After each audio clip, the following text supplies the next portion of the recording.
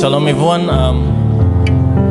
good morning and welcome to our EMC Indonesian church service. And as we're about to worship together, I'll ask everyone to stand up please so that we can worship together. Thank you Jesus. Let's just worship Him right now. Just give Him praise for what He's done. We worship You. Thank you, Jesus.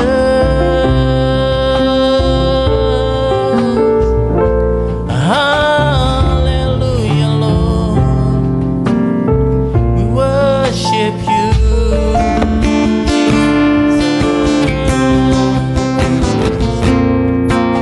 Let's just worship Him right now.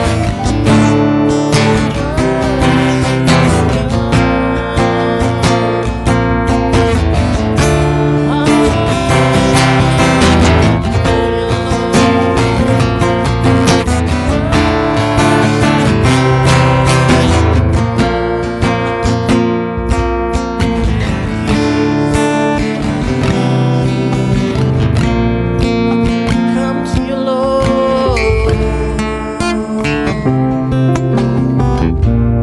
As we come to You, Father God, renew us, Father God. So we can focus on You, Father God. Come here to worship You, Father God. Praise Your name, Father God. As we sing this song together. Saat ku masuk ke dalam hadirat-Mu, temukan Engkau Yesus. Ku bersujud dan menyembah-Mu dengan segenap hatiku. One more time, saat ku masuk.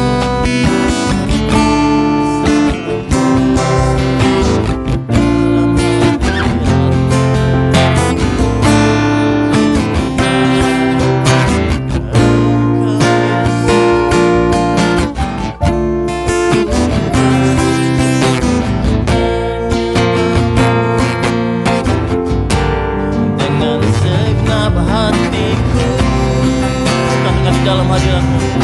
Di dalam hadirat-Mu, ku selalu rasakan indahnya bersama-Mu.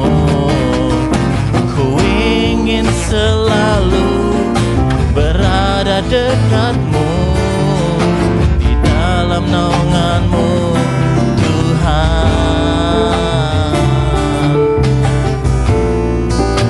Oh, worship You. Mari kita bersama-sama naikkan pujian ini sekali lagi. Saat ku masuk, saat ku masuk ke dalam hadirat-Mu, ku temukan Engkau Yesus. Ku bersujud dan menyembah-Mu dengan segenap hatiku. Saat ku masuk, saat ku masuk ke dalam hadirat-Mu, ku temukan Engkau Yesus. Ku bersujud dan menyembah-Mu dengan segenap hatiku. Di dalam hadirat-Mu, di dalam hadirat-Mu, ku selalu rasakan indahnya bersama-Mu. Ku ingin selalu berada dekat-Mu, di dalam naungan-Mu, di dalam hadirat-Mu, di dalam hadirat-Mu, ku selalu rasakan indahnya bersama-Mu. Ku ingin selalu berada dekat-Mu, di dalam naungan-Mu, Tuhan.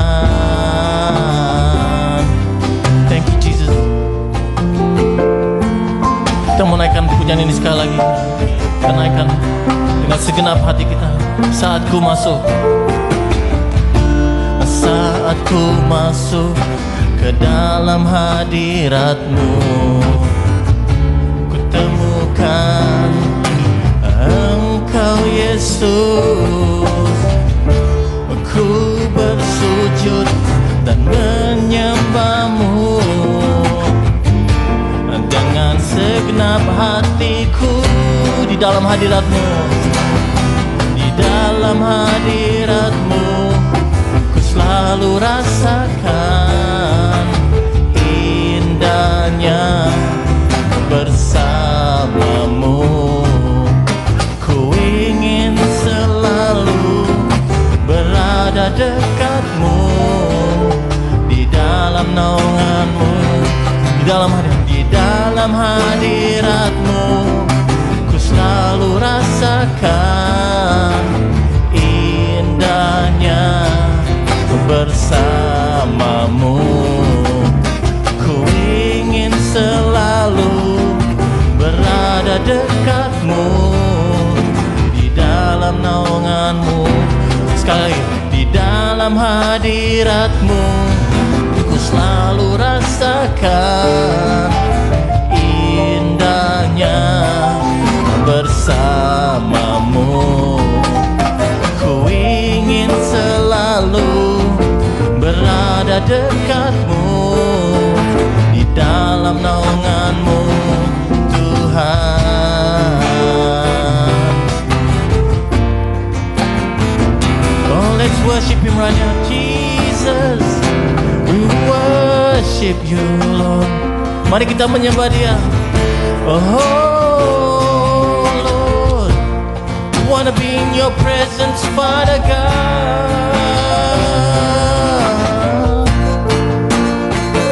Hallelujah, Lord. Jesus,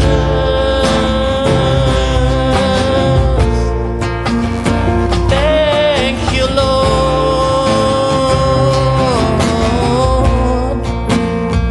Let us worship Him.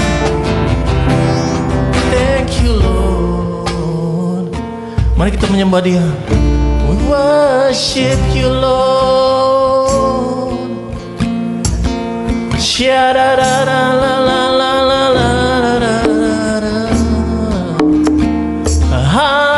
Hallelujah, Lord.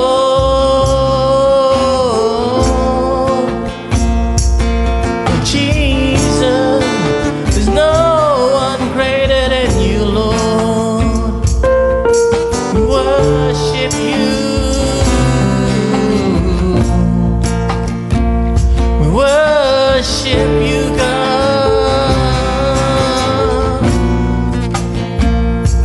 Hallelujah, Lord. Thank You, Jesus.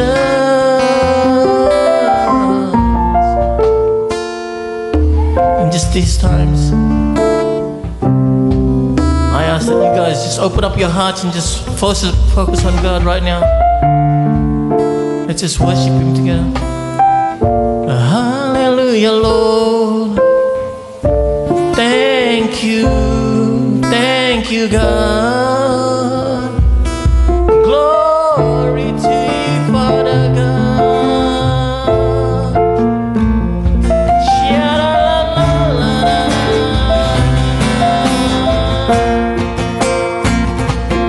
We worship You, Lord. Oh, Lord. Let's open up your mouths. Let's give Him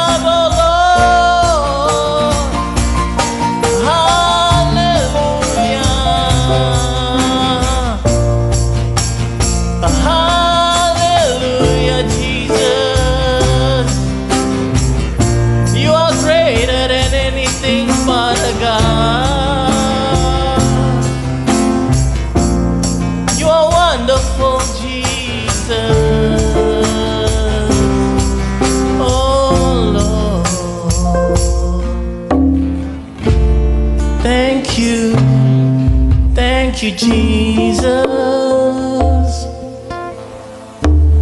You are our strength, Lord. You are everything, Father. No one compares to you, God. Just take this time just to worship Him. Holy Lord, you amazing Father God, glorious above everything. You are the King of all kings. Come on, church, lift up His name right now.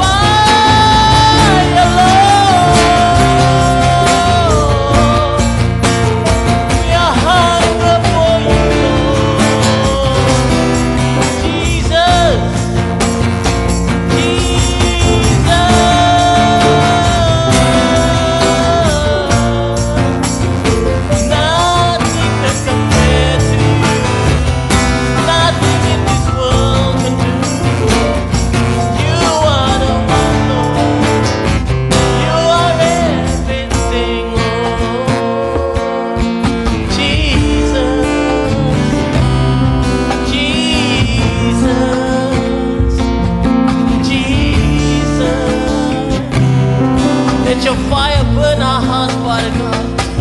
Let your fire burn our hearts, Father God. Let your spirit be filled in us, Lord Jesus. Jesus, we are hungry for you, Father God. Thank you, Father God. Thank you, Jesus.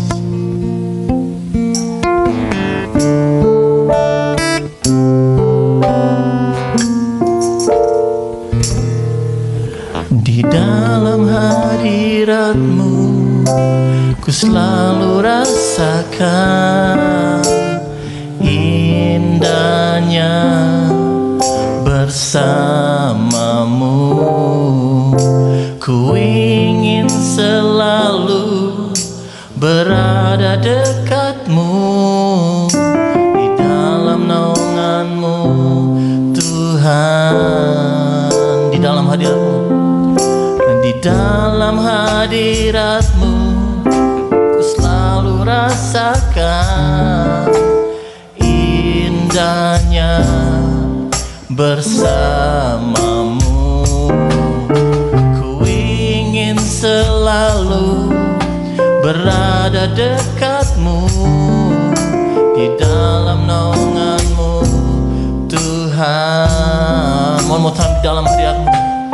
Di dalam hadirat-Mu ku selalu rasakan indahnya bersama-Mu.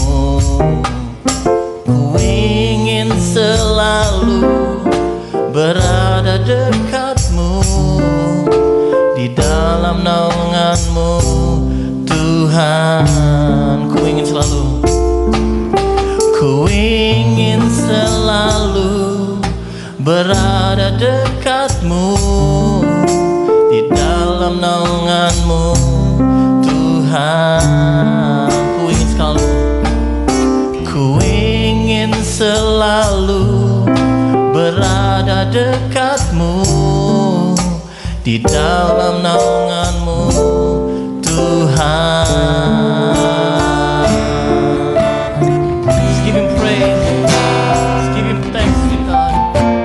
Thank you, Jesus. Thank you, Father God. Lord, it is Lord, you have chosen us, Father God, to be here, Father God. Lord, we want to always stay focused and be in your presence, Father God. Because that's where, Lord Jesus, we know we are safe, Father God. It's in your hand, Father. And Father God, I pray, Lord Jesus, that you'll continue to use each and every single one of us, Father God. Help us, Lord Jesus, in our everyday struggles, Father God. Bless us, Father God. Help our families as well, Father God. Thank you, Father God. Lord, right now, Lord Jesus, we come into your presence, Father God. We ask, Father God, that you pour out your Spirit into us, Father God. Open up our hearts, Father God. Open up our ears, Father God. And open up our minds, Father God. So, Lord, that we can receive your word, Father God. Lord, so that we can use it in our everyday life, Lord Jesus. And at this moment as well, Father God, we all pray, Father God, for Papa Anwar, Father God. We pray for him, Lord Jesus. Lord, bless him, Lord Jesus. Use him, Lord Jesus. Renew him, Father God. Right now, Lord, let your anointing come upon him in the name of Jesus, Lord. Lord, hide him behind you, Father God. So, Lord, let him be able to speak your word, Father God. Not by his own strength, Father God, but by your Spirit, Father God. Lord, that we can be touched, Lord Jesus, by your word, Father God. Bless his family, Father God. Use them, Father God, in everything that they do, Lord Jesus. And once again, Lord, we pray, Lord Jesus, that you'll renew him, Father God. Use him, Lord. Hide him behind you, Father God. Thank you, Father. Lord, we also pray, Lord Jesus, that you'll take over this service, Lord, from the beginning to the end, Father God. It's all glory to you, Father God. Nobody else, Lord. But all for your glory, Lord Jesus. Thank you, Father God. Once again, Lord, thank you for this wonderful day that you've given us, Lord. Thank you for the opportunity, Lord Jesus, for us to breathe, Lord. Thank you for your mercy and grace, Father God. Thank you, Father God, for everything that you've done for us, Lord. In your mighty name, we will pray. Hallelujah. Amen. Thank you, Prophet.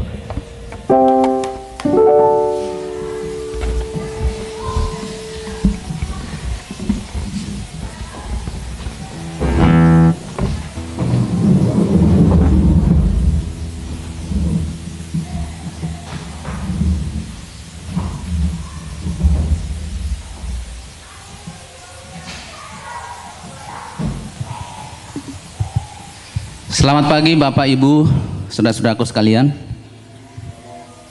Kita bersyukur masih diberi kesempatan pagi ini untuk hadir di gereja ini dalam situasi yang mencekam. Tetapi kita tidak boleh undur dari iman kita. Karena ada Tuhan yang menolong kita, yang menopang kita. Luar biasa. Walaupun kita tidak boleh beribadah di Horsfield, tetapi masih diberi kesempatan kita menaikkan ucapan syukur kita pagi ini, memuji dan memuliakan namanya. Maka itu kita ini adalah orang-orang yang dahsyat, yang selalu mengandalkan Tuhan dalam kehidupan kita. Terima kasih untuk Bapak Gembala yang memberikan kesempatan buat saya menyampaikan kebenaran firman Tuhan pagi ini. Sebelumnya saya menyapa dulu saudara kita yang mengikuti online, baik itu yang ada di rumah barangkali tidak bisa sempat hadir pada pagi hari ini karena situasi barangkali. Selamat pagi Bapak Ibu, dan juga mungkin yang ada di Indonesia yang tidak hadir bersama kami di sini.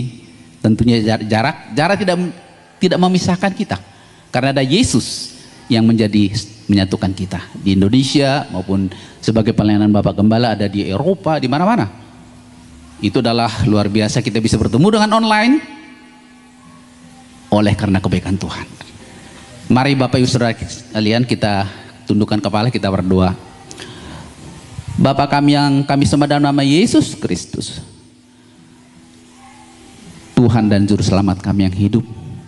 Kami sungguh bersyukur ya Tuhan, kalau Tuhan masih memberikan hari yang baru kepada kami hari ini, tanggal 31 Januari 2021. Hari yang bersejarah buat kami, buat gerejamu.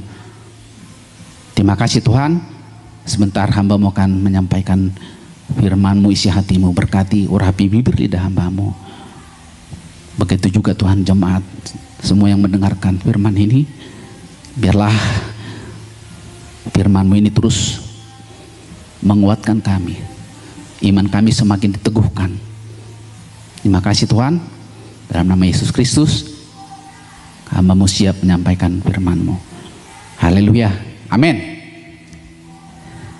Judul ini adalah tema yang sudah dibuat oleh Bapak Gembala kita yang sudah digumulkan setahun yang lalu, sehingga tema besar kita adalah berakar dan bertambah teguh dalam Kristus tahun 2021. Kenapa Bapak Gembala punya hati seperti ini? Saya pikir memang hamba Tuhan yang sudah dipakai oleh Tuhan untuk menyampaikan kebenaran firman itu berlatar belakang bagaimana kita dulu menjalani hidup tahun 2020. Kita kok masih bisa sampai pada hari ini 2021, bahkan 1 bulan sudah kita lalui, Januari 2021. Dengan tema ini kita akan diiring oleh Tuhan, berakar, bertambah teguh di dalam iman. Karena situasi kita tidak tahu, tahun 2020 sangat sulit sekali. Tetapi Tuhan menyertai kita. Maka firman ini adalah juga tetap menyertai kita. Tidak pernah Tuhan Yesus itu meninggalkan kita sedetik pun dalam kehidupan kita. Itulah kekuatan kita. Berakar, bertambah teguh di dalam kita dalam menjalani tahun 2021 ke depan. Luar biasa tema ini. Dan subtema yang akan kita akan bahas pada pagi hari ini adalah berakar dan bertumbuh dalam Kristus, yang saya terambil dari Kolose 2 ayat 6 sampai dengan 8. Mari kita sama-sama mengikuti firman Tuhan. Saya akan bacakan buat kita semua. Ayat 6, kamu telah menerima Kristus Yesus Tuhan kita.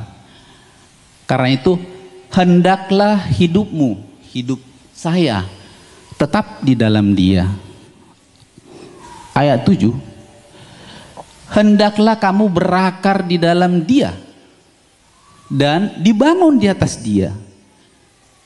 Hendaklah kamu bertambah teguh di dalam iman.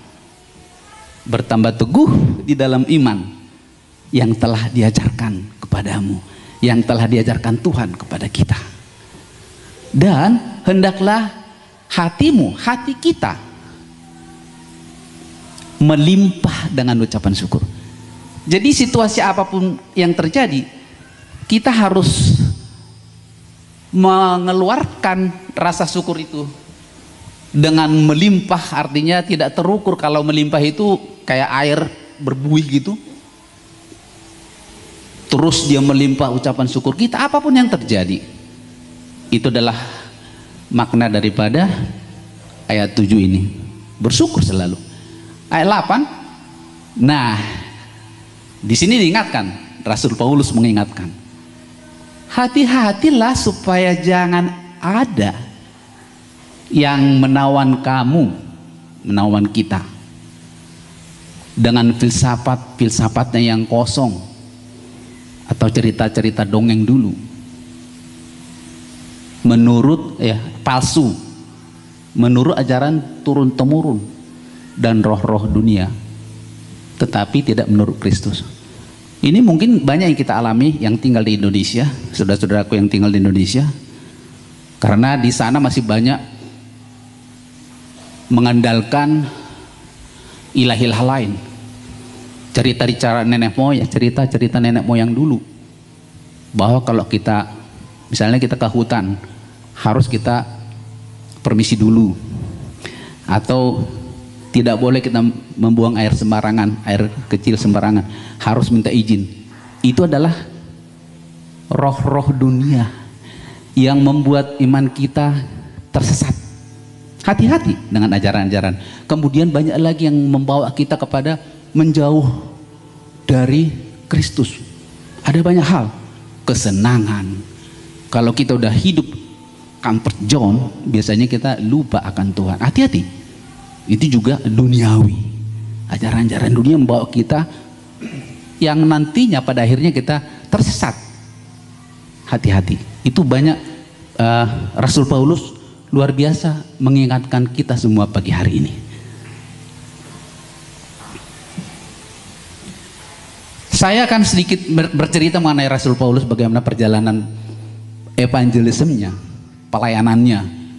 Kita tahu bahwa Rasul Paulus ini ada berangkat daripada orang yang tidak mengenal Tuhan, tetapi takut, taat, 100% taat akan peraturan yang ada pada saat itu. Walaupun dia belum mengenal Kristus, tetapi saatnya dia mengenal Kristus 100%, meninggalkan yang duniawi segala macam. Akhirnya dia hidupnya penuh mengikuti Kristus. Rasul Paulus dalam surat-suratnya seringkali menggunakan gambaran atau ilustrasi untuk menjelaskan sesuatu kepada jemaat yang menjadi tujuan suratnya. Kalau kita baca surat bagaimana di Injil mengatakan bahwa Rasul Paulus itu, situasi zaman dulu tidak seperti sekarang, jarak itu mudah ditempuh, mobilisasi yang begitu lambat pada zaman dulu. Mungkin untuk mencapai satu tempat harus dengan jalan kaki, atau kendaraan yang paling cepat mungkin onta barangkali. Itu pun nggak tahu kita. Tapi kebanyakan pelayanan Rasul Paulus itu dengan jalan kaki kemana-mana. Sehingga karena tidak dapat dia menjangkau daerah-daerah di mana-mana, baik itu di Filipi, di Kolose, di Korintus, Roma dia ada di sana, tetapi di daerah lain dia sulit dan menjangkau. Tapi dengan suratnya disampaikan melalui hamba-hambanya. Saya teringat pada pelayanan di negara kita, di seorang hamba melayani di Ria, di Papua. Suatu saat ada KKR di satu tempat. Ada seorang yang haus akan mendengarkan firman Tuhan. Dia berjalan, bayangkan saudara, 5 hari untuk sampai ke tempat yang bersangkutan di Papua nih. Jalan kaki. Itulah hausnya dia untuk mendengarkan firman Tuhan. 5 hari, bayangkan bagaimana. Saya bandingkan bagaimana dulu Rasul Paulus melakukan penginjilan seperti itu. Nah, diandaikan bahwa seperti dalam surat 1 Korintus, Paulus selalu memakai ilustrasi atau gambaran. Kalau kita di sini dikatakan tadi bahwa tema khotbah pagi ini adalah berakar dan bertumbuh di dalam Kristus. Berakar. Di sini Paulus di Korintus dia mengandaikan atau mengilustrasikan seorang arsitek atau seorang ahli bangunan yang cakap. Ini adalah gambaran-gambaran Kristus. Seorang petani yang menabur, maka dia akan menuai apa yang ditaburnya. Itu adalah, dan yang berikutnya, Paulus juga membuat ilustrasi sebagai seorang olahragawan, sebagai seorang pelari, sebagai seorang petinju. Saya teringat dengan legendaris Muhammad Ali. Dia tidak sembarangan memukul orang. Mungkin Bapak Ibu tidak banyak mengenal karena ini tahun berapa nggak tahu saya itu. Kalau dia melawan seseorang, dia tidak langsung memukul, tetapi dia mengitari dulu sampai habis tenaga lawannya, pas tepat sasarannya, baru dilayangkan pukulannya. Nah, lawannya jatuh. Itu gambaran bahwa kita di dalam Kristus harus berhikmat. Dan seorang prajurit Sedangkan di jemaat Kolose yang saat ini sekarang, yang sebentar kita akan bahas lebih dalam lagi, di jemaat Kolose Paulus memakai dua buah ilustrasi, yaitu pohon dan bangunan. Jemaat kita ini adalah dilukiskan bagaikan pohon dan bangunan, sedangkan Kristus adalah akar dan tempat berdirinya bangunan itu.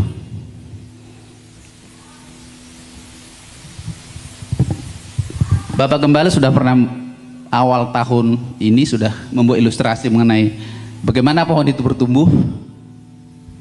Itu ditopang oleh akar yang memberikan asupan-asupan makanan kepada pohon, maka pohon itu akan menghasilkan buah, bahkan berdaun dan menghasilkan buah, bahkan ada yang seperti bunga mungkin menghasilkan bunga yang cantik. Gambarannya adalah kekuatan akar adalah memberikan kekuatan topangan kepada pohon. Akar ini tidak kelihatan, tapi dia berfungsi sangat, memberi topangan yang kokoh kepada pohon, sehingga apapun, badai apapun yang, angin apapun yang melanda, pohon itu akan tetap berdiri tegak. Inilah gambaran bagaimana kalau sebagai kita anak-anak Tuhan, bagaimana kita berakar dalam Tuhan. Kristus dikatakan di sini, jemaat kita ini adalah akar. Digambarkan. Kenapa Paulus terbeban terhadap jemaat Kolose? Awalnya mereka seperti di ayat 6 tadi, awalnya mereka adalah menerima Kristus Yesus sebagai Tuhan. Ayat 8-nya mengatakan mereka tergoda dengan ajaran-ajaran palsu, atau filosof-filosof, atau ya itu, karena kan perhitungan barangkali dulu ya, itu roh-roh dunia. Kemudian jemaat Kolose sedang mengalami ajaran yang disebut dengan gnostikisme. Ini ajaran-ajaran yang menyesatkan pada saat itu. Mereka sedang berhadapan dengan pengaruh ajaran di luar Kristus yang membuat jemaat terombang-ambing imannya. Jadi kita hati-hati. Di ayat 8 dikatakan hati-hatilah dengan ajaran-ajaran palsu. Tema khotbah saya pada pagi hari ini adalah berakar dan bertumbuh di dalam Kristus. Pada pasal 2 Kolose ada dua hal yang menjadi sorotan kita pagi ini. Satu, berakar di dalam Kristus. Yang kedua, bertumbuh di dalam Kristus. Kalau kita katakan tadi berakar di dalam Kristus seperti pohon, tadi digambarkan pohon itu adalah akan hidup dia kalau akarnya memberikan asupan makanan, dan zat-zat yang tersedot dari sumbernya akan dialirkan kepada pohon, dan bahkan menjadi pohon yang kuat dan juga menghasilkan buah dan daun segala macam. Dan kata berakar ini mengacu pada kedalaman kita, kedalaman dan pemahaman kita akan siapa Kristus. Jadi arti daripada berakar, setelah saya mencoba mempelajari sedikit lebih banyak, bahwa berakar di dalam Kristus adalah artinya bagaimana pemahaman kita akan siapa Kristus itu. Bagaimana pemahaman kita siapa Kristus itu. Tentu saudara, Bapak Ibu sekalian sudah mengerti siapa Kristus itu. Udah tahu lah, itu juru selamat pastikan, Tuhan Yesus. Tetapi mari kita lihat secara detail. Kristus itu lebih utama dari segala ciptaan. Dialah yang sulung, dialah yang sulung di antara kita. Kemudian Kristus berdaulat atas segala kuasa dan pemerintah. Jadi berakar di dalam Kristus itu adalah, kita tahu Kristus itu, ia juga adalah gambar Allah. Ia adalah gambar Allah. Allah itu sendiri. Firman Tuhan mengatakan, segala kepenuhan Allah ada, diam di dalam dia. Bayangkan, segala kepenuhan Allah diam di dalam dia. Ya, dia adalah Yesus sendiri, ya, Tuhan itu sendiri.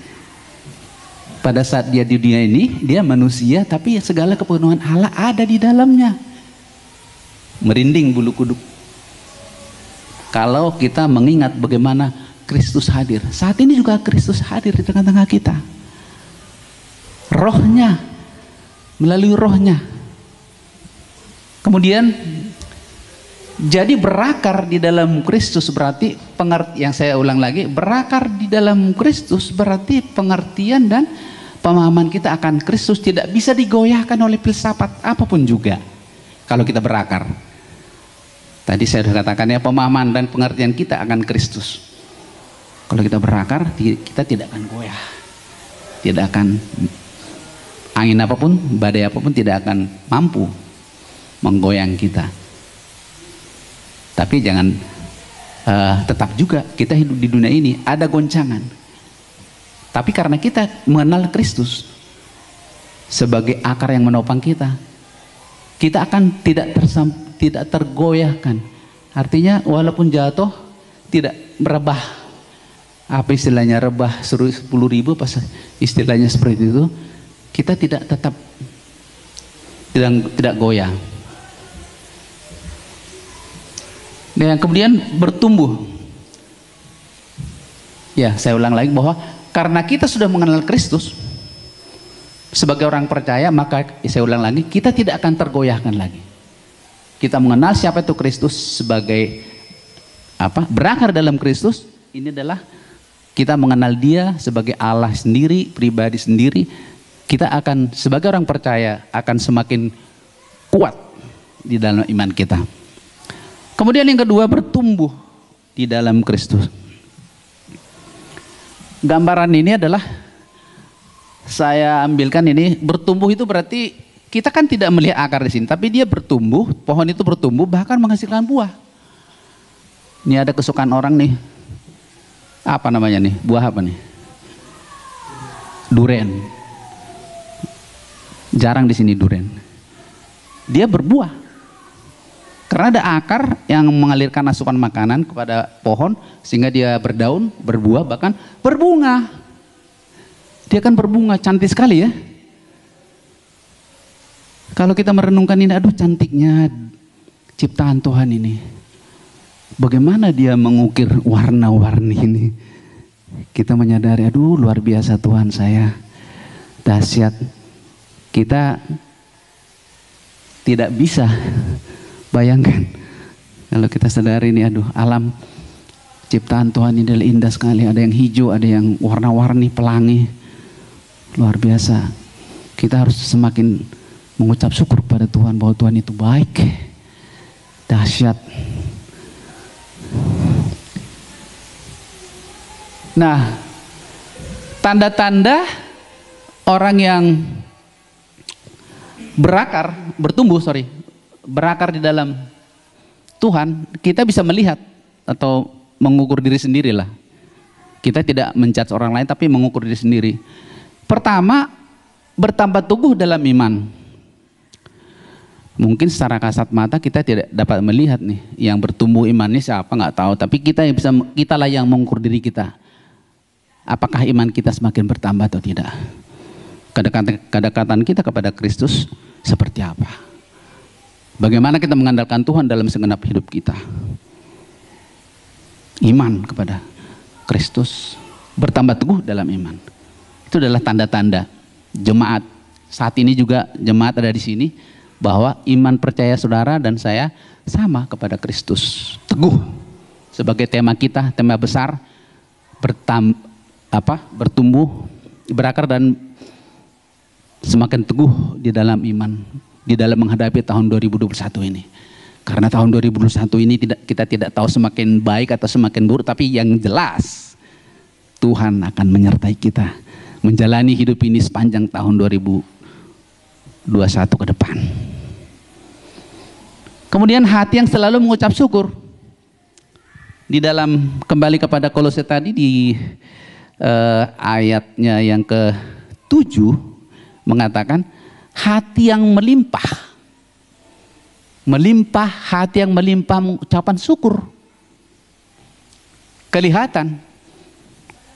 Seperti Pak Riki kelihatan cerminannya selalu kelihatan bersyukur. Apapun keadaannya dia bersyukur, kelihatan dari kehidupannya. Sehingga terimpartasi kepada orang lain. Kalau kita nempel kepada Pak Riki, kita langsung semangat. Jadi begitulah orang-orang teman-teman kita, semua juga kita boleh tiru orang yang mengucap syukur. Kita sentuh, magnetnya masuk kepada kita. Ya tidak terlepas dari gembala yang sudah memberikan contoh kepada kita semua. Sentuhannya itu adalah magnet yang kuat sekali, listrik yang kuat sekali, memberikan positif tenaga yang kepada kita, akhirnya kita juga ikut, semangat. Begitu. Jadi terimpartasi. Karena orang-orang yang bersyukur seperti itu. Selalu mengucap syukur. Yang ketiga, rajin beribadah. Seperti saat ini kita ibadah. Rajin berdoa. Ya, semua kita introspeksi sendiri saja. Bahwa saya apakah rajin berdoa, rajin beribadah.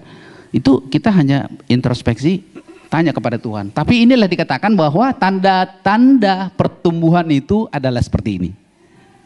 Yang saya dapat dari firman Tuhan. Kemudian suka membaca dan merenungkan firman Tuhan.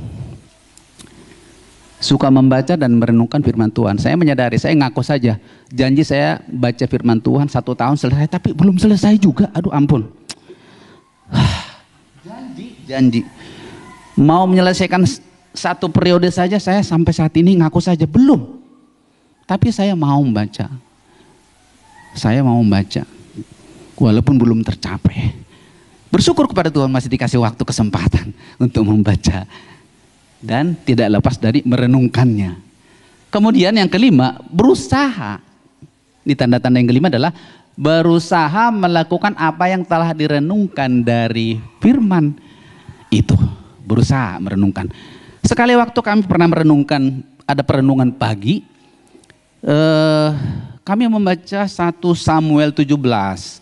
Di sana saudara-saudara juga sudah tahu bagaimana kisah Goliat dan Daud. Goliat itu adalah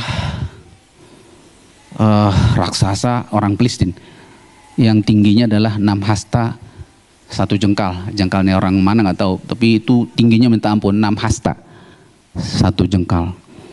Raksasa orang Filistin menghadapi orang Israel. Pada saat itu Israel rajanya adalah Saul.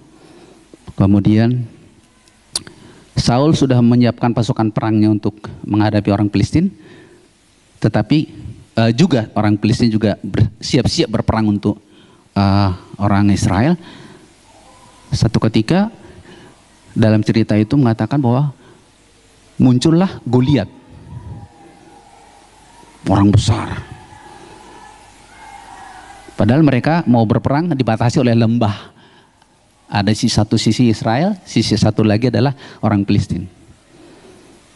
Inilah ceritanya nih. Kenapa orang Filistin dibiarkan? Tetapi ya itulah rencana Tuhan. Muncullah seorang Goliat yang besar ke depan, mengajak orang Israel, mengatakan, "Hai, kirimkanlah 1 orang untuk melawan saya." 1 persatu. Bayangkan raksasa datang. Kemudian orang Israel normal seperti biasa. Gentarlah orang Israel pada saat itu.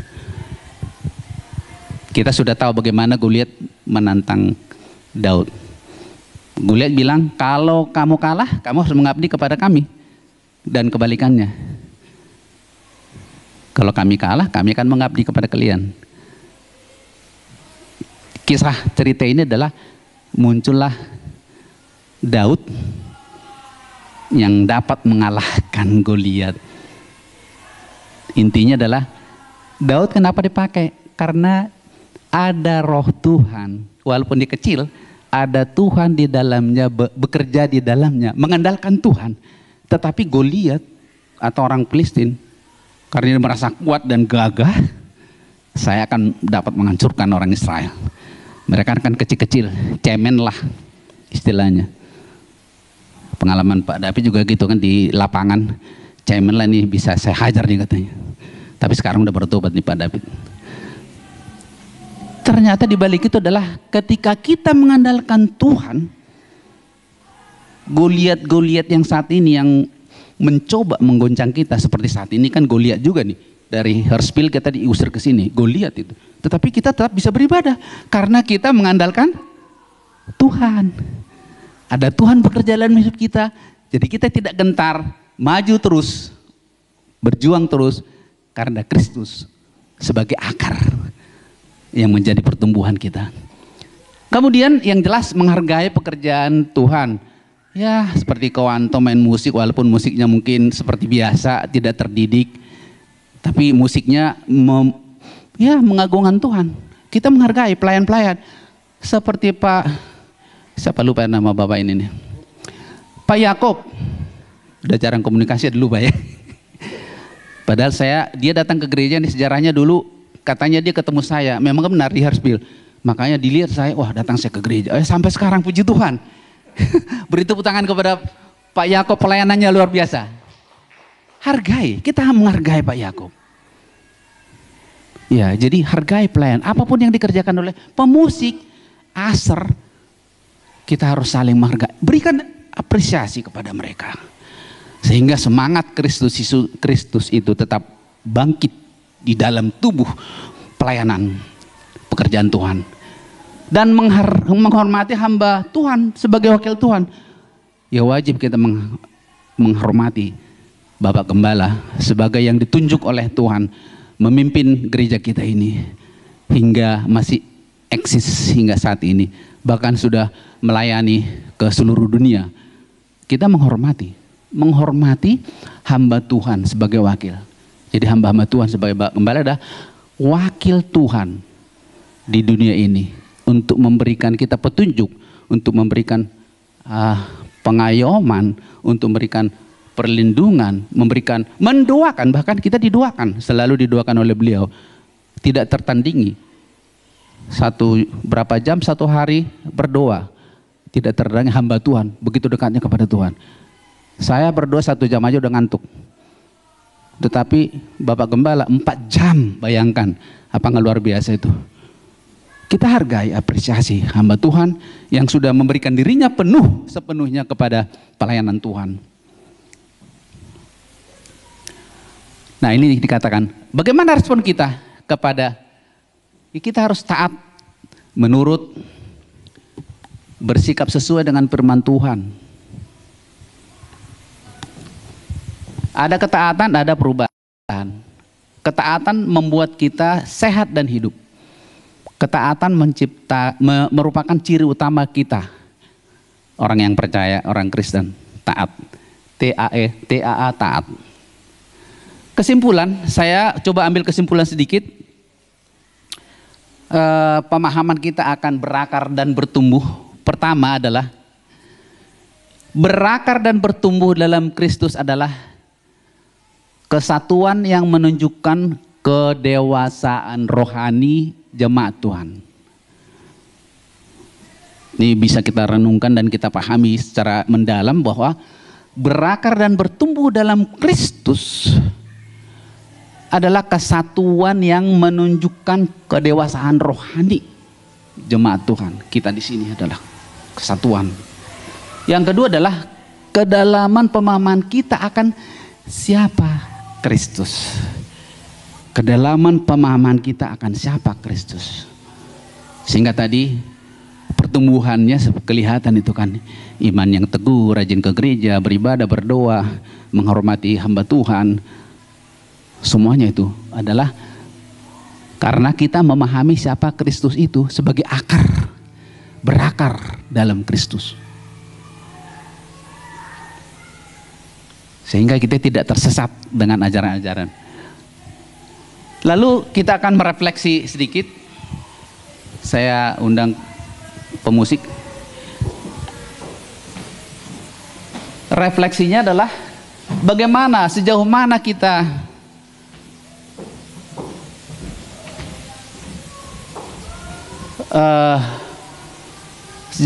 dalam mengiring Kristus. Pertama, saya katakan tadi, refleksi ini adalah kita coba diri kita sendiri seperti apa gitu. Jadi keberadaan kita ini adalah bukan oleh karena kekuatan kita, tapi oleh karena ada Kristus ada di dalam kita. Jadi jangan menganggarkan diri kuat, kamu kuat, jangan mengandalkan kamu pintar, jangan mengandalkan kamu kaya, jangan mengandalkan kamu siapa. Tetapi kita mengandalkan Yesus di dalam diri kita. Seperti Pak Gembala, nolkan dirimu. Menolkan diri artinya betul-betul jadi keset. Itulah yang diajarkan Tuhan kepada kita. Menghormati atau menghargai lebih dahulu kepada orang lain. Jangan menunggu orang lain menghormati kita. Jangan, kita yang menghormati orang lain. Karena itulah ajaran Kristus yang sejati. Dikatakan tadi, Kristus Yesuslah yang diilustrasikan sebagai akar pohon yang menjadi pokok utama, sumber kehidupan dan memotivasi bagi setiap orang percaya. Yang kedua adalah kita dapat berbuah bukan karena, saya katakan tadi, bukan karena kekuatan. Kita dapat berbuah bukan karena kekuatan. Adakan pelayanan, melayani orang bukan karena kekuatan, tapi Tuhan pakai kita semua dengan talenta-talenta yang berbeda. Kita sumbangkan kepada pengagungan kemuliaan Kristus. Semua kita berbeda talenta, tetapi itu berharga di mata Tuhan. Kristus yang bekerja. Yang ketiga adalah karena itu iman dalam Kristus bukan sekedar tempelan. Saya dulu waktu belum bertobat sekali lah, saya tempelkan aja salib di sini. Saya udah merasa dah orang Kristen. Bukan itu, bukan tempelan. Boleh taruh salib, tapi bagaimana kita berakar dalam Kristus? Boleh salib, tetapi kalau hanya simbol tempelan saja, itu tidak ada artinya. Jadi berakar dalam Kristus itu adalah sangat dalam artinya. Kristus Yesus adalah sumber dan penopang kehidupan kita. Yang terakhir, karena tidak ada di layar, saya bacakan sedikit. Tanpa Tuhan, maka sia-sialah hidup kita. Sehingga apapun tantangan, masalah, ketika kita berakar dan bertumbuh dalam Kristus, kita tidak goyah dengan badai apapun juga. Sebagaimana saya katakan tadi, pohon itu berdiri di akar yang kuat sekali. Karena ada Kristus Yesus sebagai penopang yang kokoh dan penolong kita. Dan tetap kita bersyukur dan melimpah hati yang bersyukur kepada Tuhan, karena Tuhan baik. Amin. Demikian Bapak Ibu Saudara-saudara sekalian, ibadah khotbah pada pagi hari ini. Karena dibatasi dengan waktu, Roy mengatakan gedung ini akan dipakai berikutnya untuk pengguna. Mari kita nyanyikan satu lagu sebelum kita akhiri ibadah ini. Akan saya serahkan kepada Bapak Gembala.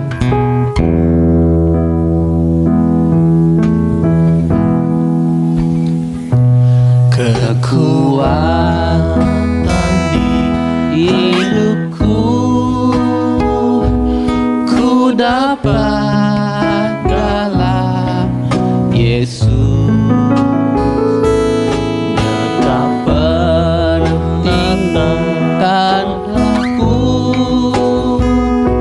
Setia menopangku, berseru berharap dalam Yesus. Ajak kau Tuhan penuh kuasa,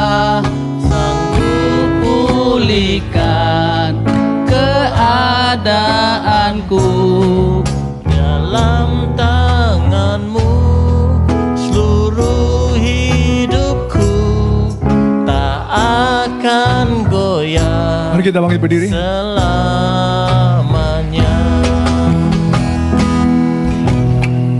Sementara musik mengalun dengan pelan, mari kita resapi firman Tuhan pada pagi hari ini, saudara.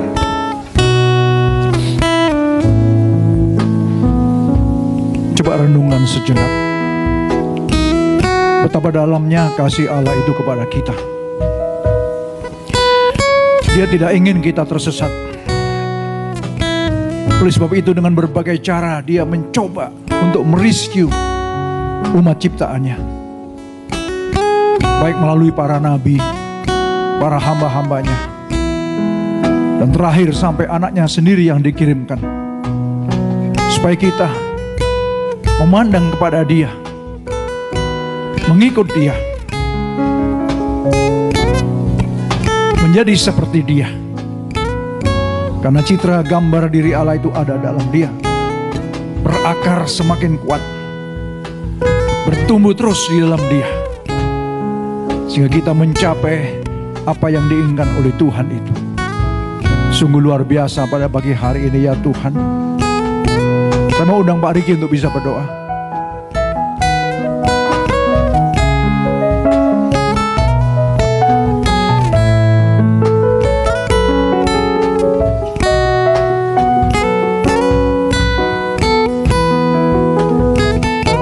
Mari kita berdoa. Bapa, kami mengucap syukur dan terima kasih Tuhan untuk pagi ini, di mana kami masih diberikan kesempatan untuk mendengarkan pemberitaan firman-Mu Tuhan.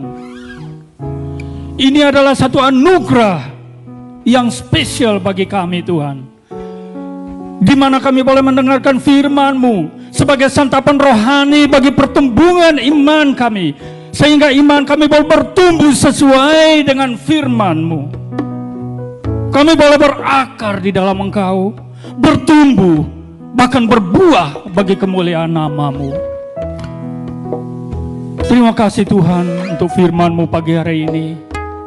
Biarlah kami boleh pulang dan demonstrasikan kekuatan firman-Mu.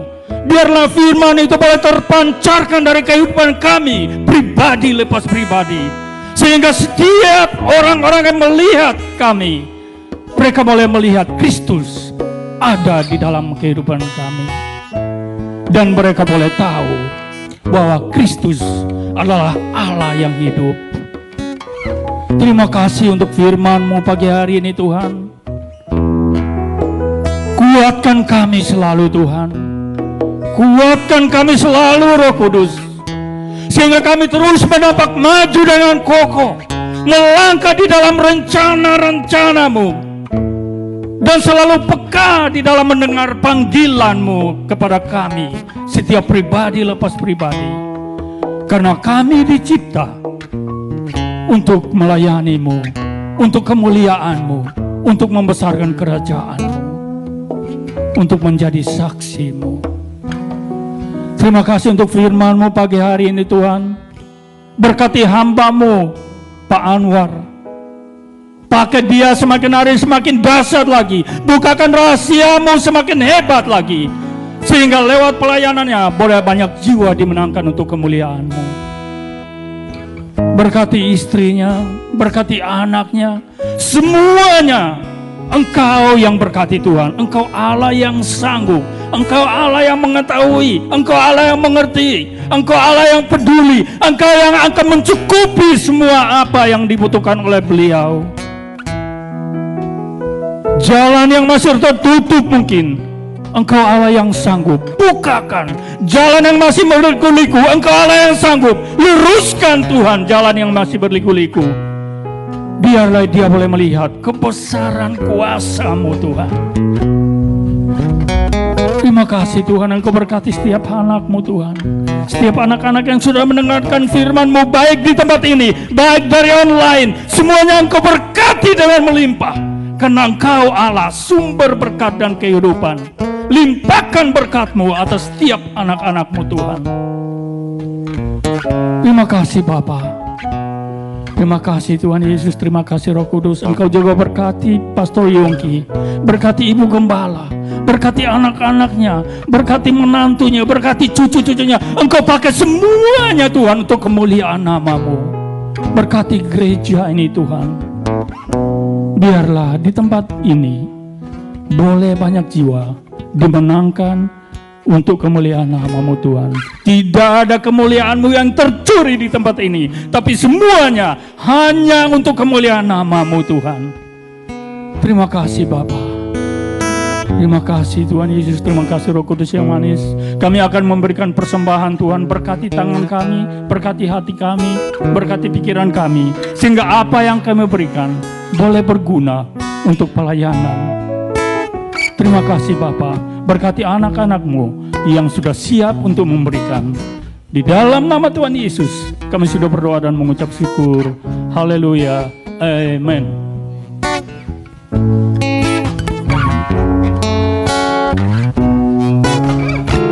Haleluya.